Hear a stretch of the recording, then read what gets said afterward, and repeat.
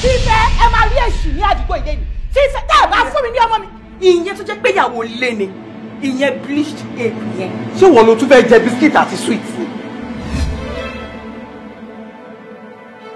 irú ìyàwó ni wọ kàkó oníkùnmọ̀ ẹ̀kún ṣé ìjà ló yẹ kó máa sọ pé kó máa jà nígbà gbogbo ni.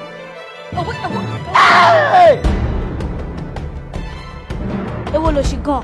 ọmọdé ń gan ló máa fi bá kú bó ṣe wà. ibi tó ti fẹnu kọ gbọngàn. Why does your mom have your beats on? I told her it's not for adult, but she told me to shut up.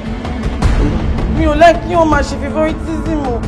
nínú ìkòkò dúdú báyìí lẹ́kọ̀ọ́ funfun ti jáde. ṣé ìjẹ́ tó ṣe náà ló mú kọ́mọ lẹ́yìn bí ọmọdé o tún lásù yìí.